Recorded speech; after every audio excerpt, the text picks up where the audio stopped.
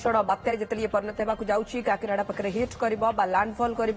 जदि आंध्र प्रदेश लैंडफॉल कर तार किंतु एक बड़ प्रभाव दक्षिण ओडिशा रे पड़िबो उपकूल ओडिशा रे पड़िबो एमिति कि जेतेबेले ये लैंडफॉल प्रक्रिया सारिबो सेतेबेले उत्तर ओडिशा देकी छत्तीसगढ़ मुहाबो तो उत्तर ओडिशा को भी प्रबल बर्षिबो तो जदि वर्षार प्रकोप देखिबा ताहले पाखापाखि सारा ओडिशा को वर्षा अछि एवं पवन रो बेग धीरे धीरे बढ़िबो खास करी दक्षिण ओडिशा और तापरे उपकूल ओडिशा को अधिक डिटेल्स रे जानिबा हम सहित जोड़ी होउछदिबे पाणीपाग विज्ञानी विश्वजीत साहू श्रीयुक्त साहू आपनको स्वागत श्रीयुक्त साहू जो भली भाबे म कहउतली जे दक्षिण ओडिशा को यार सर्वाधिक प्रभाव किंतु उपकूल रे भी बर्षिबो आउ जेतेबेले छत्तीसगढ़ मुहाबो सेतेबेले उत्तर ओडिशा को भी भिजेबो तो प्रबल वर्षा सारा ओडिशा को हम कहि परिबा निश्चित रूप आप देखिए वर्तमान केंद्रीय बंगोपसागर आपनर जो बात्या मंथा रही केन्द्रीभूत अच्छी आगामी किसी घंटा भितर आप देखिए आसंता काली सकाळ सुधा आहरी घनीभूत गोटे भीषण बात्या जोटा कहूचे 90 ରୁ 100 किलोमीटर प्रति घंटार विंड स्पीड तार केन्द्र स्थल रहीपर आसंता काली अपराह्न पर्यंत जदि देखिए तार घनीभूत प्रक्रिया जारी रहिबो किंतु अपराह्न परे धीरे धीरे आपनकर जतले कोस्ट पाखापाखि हेबो जतले आमे देखिबा तार जो आपनकर स्थल भाग संस्पर्श आसिया पर टिके टिके आपनकर वीक हबा आरंभ करिवो किंतु काकीनाडा पाखे हमर जो वर्तमान पूर्वानुमान होचे आसंता काली संध्या परवर्ती समय रे हम देखबा रात्रि समय रे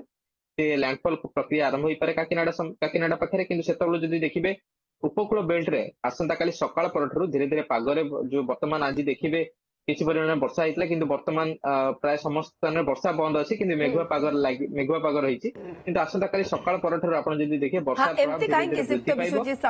पाख पाख आरंभ है मंथा काकीनाडा ठारू कहुच्छी बोध 500 किलोमीटर दूर अच्छी जहाँ आप बेसी स्पष्ट करेंगे तापर भी वर्षा होउची छाड़ुची जदियो आकाश रे कला बादल घोटिकी अच्छी देखो आमर गोटे स्वाभाविक प्रक्रिया जो आप कौन भी बात्या फाइलिन हो कि हुडहुड हो कि जिते प्रकार आप बात्या देखिए बात्यार कारण तार जो क्लाउड बैंड गुड़ाक जो कहे बादल खंड गुड़िक से गुड़ाक सब आप स्पाइराल टाइप रही था गोटे बैंड आपंकर जो वर्षार जो बाह्य बादल खंड सेटा हो सारापर पुणी किसी समय आपंकर जो वर्षा प्रभाव कमी जाए पुणी आउ थे आप वर्षा हुए पुणी कमी जाए यहीपरि भाव में आप देखिए बात्यार गोटे स्वाभाविक प्रक्रिया कि आप वर्षा हेब छाड़ से लगी रुहे कि जो लैंडफॉल पाखापाखि समय आसी जाए आप जो जगह लैंडफॉल करुच्ची से जगह आप देखिए पवन गति एवं जो वर्षार मात्रा पाखापाखि 2 ରୁ 3 घंटा धरी कंटिन्यूअसली आप जारी हुए जहाँ भाव जो लैंडफॉल करे बहुत बड़ डैमेज होता है किंतु आप देखिए जदिव काकीनाडा रे लैंडफॉल करुच्ची किंतु आप ओडिशा मुहा जो हम मालकानगिरी पाखापाखि जो सी 29 तारीख सकाळ सुधा पहुंचो से सी गोटे बात्यार परिणत हो जहाँ भाव आप देखिए दक्षिण ओडिशा जिला मानक आमर जदिव पवन बेसी हम ना आरंभ कही आसुचे आपण माध्यम आप सूचना दौरान कि वर्षा पवन बेसी हम ना किंतु वर्षार परिमाण जो रही दक्षिण ओडिशा जिते जिला रही बेसी रहा प्रभाव में आम जो पूर्वानुमान रोचे आपंकर गंजाम गजपति रायगड़ा कोरापुट और मालकानगिरी यही 4-5टी जिला आपंकर विशेष प्रभावित हो पारे आप देखिए वर्षा प्रभाव में कारण ये जेहेतु पहाड़िया अंचल रोचे ये भूस्खलन हो कि आपंकर जो आकस्मिक बन्या जो फ्लाश फ्लड इवेंट कहचे से सब देखिए मिल पारे जहाँ प्रभाव में कहीपर कि काटास्ट्रोफिक डैमेज जोटा कि कहीपर देखिए मिल पारे दक्षिण ओडिशा जिला मानक कि समान समय देखिए आसंता काली अपराह्न परठू आपंकर उपकूल बेल्ट जो रही पुरी ठू नहीं पुरी खोर्धार जो पार्ट किसी दक्षिणावर्ती पार्ट पुरी खोर्धा एवं गंजाम ता संगे जगतसिंहपुर जिलार किसी अंचल में आपंकर वर्षार परिमाण जो रहा प्रबल वर्षा जो 60 ରୁ 70 मिलीमीटर वर्षार परिमाण रही पारे समान समय कटक आपंकर क्या भा आप देखिए वर्षा हम छाड़ यही स्थिति देखा मिल पाए तो ओभरअली जो देखिए जो संध्या परवर्ती समय लैंडफॉल प्रक्रिया आरंभ हम काकीनाडा पाखापाखि ओभरअली सर संध्या ना विलंबित राति टिके स्पष्ट करेंगे जे एपर्यंत जो स्पीड अच्छे 18 किलोमीटर थिला 17 को आसिलानी घंटा प्रति बेग जदि आमे देखिबा स्पीड कमेलानी जदि आमे देखिबा बात्या तो ये स्पीड सहित जतले मंथा आगौची ये स्पीड जदि काम रुहे ताहाले संध्या सुधा लैंडफॉल प्रक्रिया आरंभ होबो ना नाइट विलंबित राति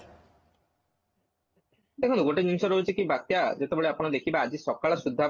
पर्यंत पाखापाखि 7 ରୁ 10 किलोमीटर प्रति घंटा बेगर गति करता कारण आप देखिए तार मुवमेंट रही पश्चिम उत्तर पश्चिम दिगरे सी आप दिग बदल नाला बर्तमान जब देखिए आज अपराह्न परठू से दिग बदलया परठारू जो से पश्चिम दिगरू उत्तर पश्चिम दिग को मुवमेंट कला टी हाल्का रिकर्व करके आपंकर रिकर्व समय समस्त जो सब बात्या रही है कि कौन सिस्टम भी रही है तार गति जो रही है बढ़ी जाए किसी समय तेज आज जो पूर्वानुमान आगामी किसी घंटा पर जो गति बढ़ी ସେଥିରେ କିଛି ପରିମାଣରେ ଆପଣଙ୍କର ଧୀମାପଣ ନଜର ଆସିପାରେ କିମ୍ବା ଆପଣ ଯଦି ଦେଖିବେ ଆସନ୍ତା କାଲି ଯେତେବେଳେ ଲ୍ୟାଣ୍ଡ ପାଖାପାଖି ଆସିବ କିଛି ପରିମାଣରେ ତାର ବେଗ କମିବାର ସମ୍ଭାବନା ରହୁଛି, କାରଣ ବହୁତ ସାରା ଯୋଉ ଗ୍ଲୋବାଲ ମଡେଲ ଅଛନ୍ତି ସେମାନେ ମଧ୍ୟ ଇଣ୍ଡିକେସନ କରୁଛନ୍ତି କି ଟିକେ ସ୍ଲୋ ହେଇପାରେ ଲ୍ୟାଣ୍ଡଫଲ ପୂର୍ବରୁ, କିନ୍ତୁ ସେ ସମାନ ସମୟରେ ଆପଣ ସ୍ଲୋ ହେବା ସହ ଆମେ ଯଦି ଦେଖିବା ତାର ଯୋଉ ଇଣ୍ଟେନ୍ସିଟି ଯୋଉଟା ତୀବ୍ରତା ଆମେ କହୁଛେ, ତୀବ୍ରତା ମଧ୍ୟ କିଛି ପରିମାଣରେ ଲ୍ୟାଣ୍ଡଫଲ ପୂର୍ବରୁ ହ୍ରାସ ହେଇପାରେ। କିନ୍ତୁ ଆପଣ ଯଦି ଦେଖିବେ ଆମର ଓଡିଶାରେ ଡାଇରେକ୍ଟ ଇମ୍ପାକ୍ଟ ପଡୁନାହିଁ, କିନ୍ତୁ ବର୍ଷାର ଯୋଉ ପ୍ରଭାବ ରହିଛି ଆପଣ ସେ ୱିକ୍ ହେଲେ ମଧ୍ୟ କିଛି ପରିମାଣରେ ଯେତେବେଳେ ଓଡିଶାର ଉପକୂଳବର୍ତ୍ତୀ ଜିଲ୍ଲା ଏବଂ ଦକ୍ଷିଣ ଓଡିଶାର ଜିଲ୍ଲା ମାନଙ୍କରେ ରହିବ। ଏବେ ସବୁଠୁ ବଡ ସୂଚନା ରହୁଛି କି ଓଡିଶାରେ ଯୋଉ ପବନର ଆମେ ତୀବ୍ରତା, କାରଣ ବାତ୍ୟା ହେଲେ ଆପଣଙ୍କର ଦୁଇଟି ଜିନିଷର ଡ୍ୟାମେଜ ହେଇଥାଏ, ତିନିଟି ଜିନିଷର, ଗୋଟେ ହେଲା ଆପଣଙ୍କର ସାମୁଦ୍ରିକ ଜୁଆର, ଦ୍ୱିତୀୟଟି ଆପଣଙ୍କର ପବନର ଗତି ଏବଂ ତୃତୀୟଟି ହେଉଛି ପ୍ରବଳ ବର୍ଷା। ତେବେ ଯଦି ଆମେ ଦେଖିବା ଏଇ ସିଷ୍ଟମରେ କେବଳ ଆପଣଙ୍କର ଓଡିଶାରେ ବର୍ଷାର ଯୋଉ ଅନୁଭୂତି ରହିଛି ସେଇଟା ରହିବ, କିନ୍ତୁ ତା ବ୍ୟତୀତ ଯୋଉ ସାମୁଦ୍ରିକ ଉଚ୍ଚ ସାମୁଦ୍ରିକ ଜୁଆର ସେଇଟା ଦେଖିବାକୁ ନ ମିଳିପାରେ, କାରଣ ସମୁଦ୍ର ନିଶ୍ଚିତ ରୂପେ ଅଶାନ୍ତ ରହିବ, କିନ୍ତୁ ଉଚ୍ଚ ସାମୁଦ୍ରିକ ଜୁଆର ହଉ କିମ୍ବା ଆପଣଙ୍କର ପବନର ଗତି ଓଡିଶା ଉପକୂଳବର୍ତ୍ତୀ ଯୋଉ ଅଞ୍ଚଳ ରହିଛି ସେଠି ଦେଖିବାକୁ ମିଳି ନପାରେ। ଆଜ୍ଞା, ଶ୍ରୀଯୁକ୍ତ ବିଶ୍ୱଜିତ ସାହୁ, ମୁଁ ଜାଣିବାକୁ ଚାହିଁବି ଯେମିତି ଆପଣ କହୁଛନ୍ତି ଓଡିଶାକୁ ବେଶୀ ପବନ ନ ହେଇପାରେ, କିନ୍ତୁ ଯେଉଁଭଳି ଭାବେ ଆପଣମାନେ ବି କୁହନ୍ତି ଏବଂ ଆମେ ବି କହୁ ଯେ ପ୍ରକୃତିକୁ ଏକ୍ଜାକ୍ଟ ଅନୁମାନ ଆକଳନ କରିବା କେବେ ହେଲେ ବି ସମ୍ଭବପର ନୁହେଁ। ତ ବର୍ଷାର ପ୍ରକୋପ ଖୁବ୍ ଅଧିକ ରହିବ, ଦକ୍ଷିଣ ଓଡିଶାର କେଉଁ କେଉଁ ଜିଲ୍ଲାକୁ ସବୁଠୁ ଅଧିକ ରହିବ ଏବଂ ତାପରେ ଉପକୂଳ ଏବଂ ତାପରେ ଉତ୍ତର ଓଡିଶା ବୋଲି ଆମେ କହିପାରିବା। ଏମିତିକି ପଶ୍ଚିମ ଓଡିଶାର ବି କିଛି ଜାଗାକୁ ଅଛି, ଯେମିତିକି ନୂଆପଡା, ବୌଦ୍ଧ କଥା କୁହନ୍ତୁ, କଳାହାଣ୍ଡି କଥା କୁହନ୍ତୁ। ଦେଖନ୍ତୁ ଆମେ ଯେତେବେଳେ ଦେଖିବା ଯଦି ଗୋଟେ ଯୋଉ ଏଇ ସିଷ୍ଟମ କଥା ଦେଖିବା, ଏଟା ବହୁତ ଅର୍ଗାନାଇଜ ନୁହେଁ। ଆପଣଙ୍କର ଯଦି ରାଇଟ୍। ଦେଖିବେ ସିଭିୟର ସାଇକ୍ଲୋନ ସିଷ୍ଟମ ମାନେ ଆପଣ ବାତ୍ୟାର ଗୋଟେ ଷ୍ଟେପ ମାତ୍ର ଘନୀଭୂତ ହଉଛି ଏବଂ ବର୍ତ୍ତମାନ ଯଦି ସାଟେଲାଇଟ ତଥ୍ୟ ଦେଖିବେ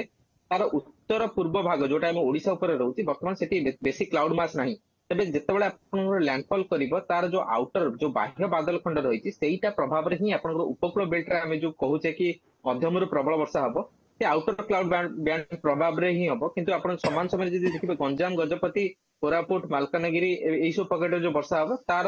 ମେନ୍ ଯୋଉ ଆମେ କ୍ଲାଉଡ ବ୍ୟାଣ୍ଡ କହୁଛେ ତା ସେଣ୍ଟର ଚତୁର୍ପାର୍ଶ୍ୱରେ ଥାଏ, ତାହା ପ୍ରଭାବରେ ବର୍ଷା ହବ। କିନ୍ତୁ ଆଭ୍ୟନ୍ତରୀଣ ତା ବ୍ୟତୀତ ଆପଣ ଯଦି ଦେଖିବେ ପଶ୍ଚିମ ଓଡିଶାରେ ସେମିତି ବଡ ଧରଣର ବର୍ଷା ହେଲା ଭଳି ସମ୍ଭାବନା ନାହିଁ, କାରଣ ଯଦି ଦେଖିବେ ସିଷ୍ଟମଟି ଆପଣଙ୍କର ମାଲକାନଗିରି ଦେଇକି ଛତିଶଗଡ ମୁହାଁଉଛି, ଯଦି ସେ ଓଡିଶା ଭିତରେ ହିଁ ପାରାଲେଲି ଗତି କରିଥାନ୍ତା ତାହେଲେ ଆମେ କହିପାରିଥାନ୍ତେ କି ଆପଣଙ୍କର ଏଠି ମଧ୍ୟ ବର୍ଷା ହବ, ଆମେ କହିପାରିଥାନ୍ତେ ପଶ୍ଚିମ ଓଡିଶାରେ ମଧ୍ୟ ବର୍ଷା ଅନୁଭୂତ ହେଇପାରିଥାନ୍ତା। କିନ୍ତୁ ଯେହେତୁ ଆପଣ ସେ ଛତିଶଗଡ ସାର୍ ମୁହାଁ ଆଉ ହଉଛି ଗୋଟେ କଥା ମତେ ତାର ସ୍ପଷ୍ଟ ଦକ୍ଷିଣ କରିବେ, ପଶ୍ଚିମ ଯେହେତୁ ଆସନ୍ତା କାଲି ଇଏ ହିଟ୍ କରିବ 29 ତମାମ ୟାର ପ୍ରଭାବ ରହିବ କି ଏକ, ଏବଂ ଦ୍ୱିତୀୟରେ ସାର୍ ଇଏ ବାତ୍ୟାରେ ଭୀଷଣ ବାତ୍ୟାରେ ପରିଣତ ହୋଇ ସାରିଲାଣି କି? ନାଇଁ ଦେଖନ୍ତୁ ଆପଣ ବର୍ତ୍ତମାନ ସୁଦ୍ଧା ସେ ଭୀଷଣ ବାତ୍ୟାରେ ପରିଣତ ହୋଇନାହିଁ, କାରଣ ଆପଣଙ୍କ ରାତି ସମୟରେ ଆମେ ଯେତେବେଳେ ଦେଖିବା ଯେତେ ସବୁ ଆପଣଙ୍କର ବାତ୍ୟା ଫର୍ମେସନ ହେଇଛି ରାତି ସମୟରେ ସେ ବହୁତ ଘନୀଭୂତ ହବାକୁ ତାକୁ ରାପିଡଲି ଯଦି ଦେଖିବେ ତାର ଯୋଉ ବାଦଲର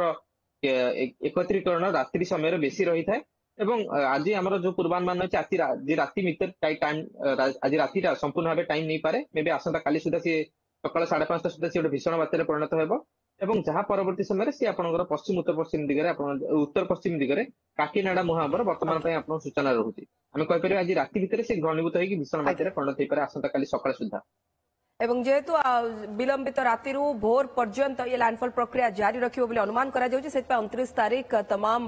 ପୁରା ଦିନ ସାରା ବି ଓଡିଶା ଉପରେ ଏହାର ପ୍ରଭାବ ଅଛି, ଖାସ କରିକି ବର୍ଷାର ପ୍ରକୋପ ଅଧିକ ରହିବ। ବହୁତ ବହୁତ ଧନ୍ୟବାଦ ଶ୍ରୀଯୁକ୍ତ ବିଶ୍ୱଜିତ ସାହୁ ଆମ ସହିତ ଅଧିକ ଆଲୋଚନା କରିବା ପାଇଁ।